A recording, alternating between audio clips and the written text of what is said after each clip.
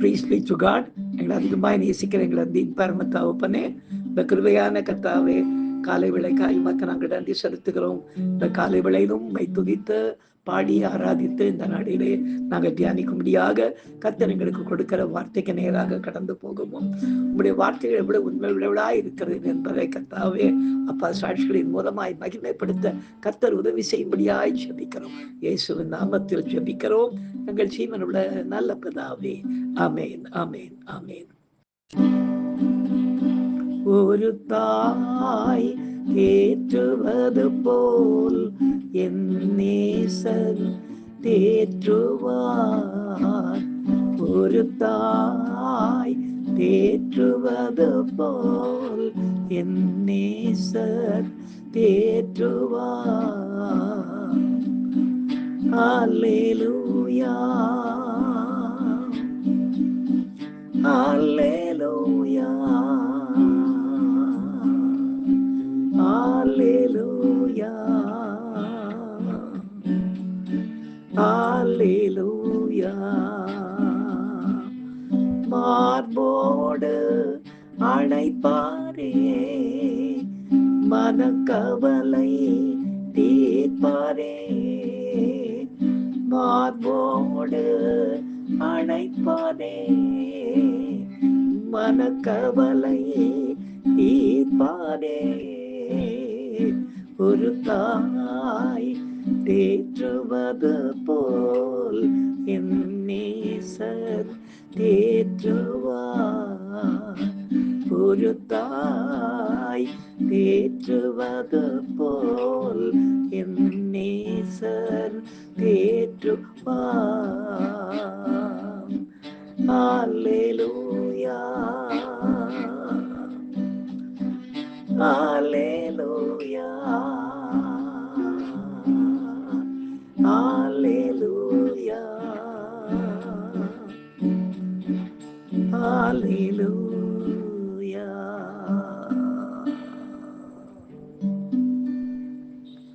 எனக்கு அருமையானவர்களே, இந்த நாளிலே நாம் தியானிக்கும்படியாக கர்த்தர் நமக்கு கொடுக்கிற அவருடைய வார்த்தைக்கு நேராக நாம் கடந்து போவோம். எடுத்து வாசிக்கலாம். லூக்கா எழுதிய சுவிசேஷம் 12ஆம் அதிகாரம் 7ஆம் வசனத்தை நாம் வாசிக்க கேட்போம். உங்கள் தலையில் உள்ள மயிரெல்லாம் எண்ணப்பட்டிருக்கிறது, ஆகையால் பயப்படாதிருங்கள். அநேகம் அடைக்கலான் குருவிகளை பார்க்கலும் நீங்கள் விசேஷித்தவர்களாய் இருக்கிறீர்கள் என்று எழுதப்பட்டிருக்கிறது.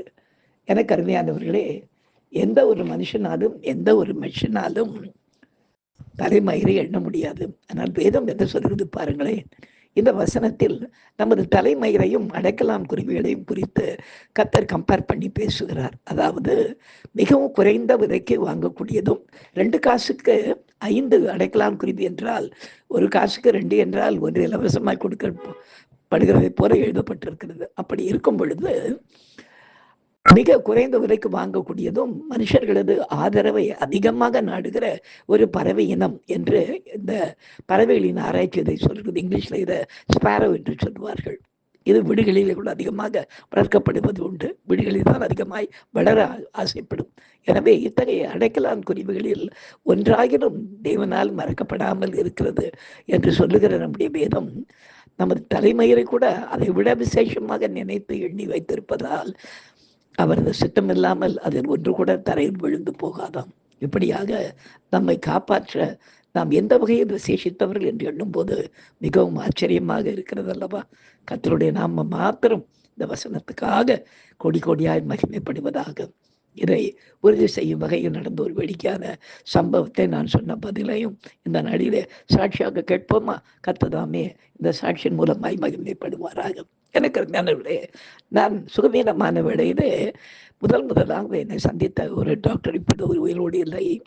அவர் சொன்ன காரியம் நமக்கு நான் அந்த பாஸ்டருக்கு ஊசி போடுவோம். அதாவது ராய் ஃபவுண்டேஷன் இடத்துல இந்த பாஸ்டருக்கு இன்ஜெக்ஷன் போட ஆரம்பித்தோம்னா தலைமை ரொம்ப அழகாக இருக்குது. இவருக்கு இந்த 74 வயசில் எல்லாம் கொட்ட ஆரம்பிக்கும். அதனால் முதல்ல அவரை கொண்டு வந்து தலைமுடியெல்லாம் வெட்டிடுவோம் அப்படின்னு சொன்ன உடனே அதை கேட்டுட்டு வந்த எங்கள் சபையை சேர்ந்த பிள்ளை வந்து சொன்னால், அங்கே உங்களை கூட்டிகிட்டு வந்து முதல்ல உங்களுக்கு நல்லா ஷார்ட் க்ராப் பண்ணிட சொல்கிறாரு. ஏன்னா நீங்கள் பப்ளிக்கில் அப்பியர் ஆகிற ஒரு ஃபிகராக இருக்கிறதுனால அதனால் நீங்கள் வருத்தப்படக்கூடாது அப்படின்னு சொல்லி கடைசியில் ஆண்டவருடைய கிருபையினாலே நான் இன்னும் உயிர் வாழ்ந்து கொண்டிருக்கிறேன். எனக்கு அவ்வளவு கரிசனையாக என்னை யோசித்த அந்த டாக்டர் இப்படி இல்லை, அவர் போன வருஷம் டிசம்பர் மாதமே இறந்து போய்விட்டார்.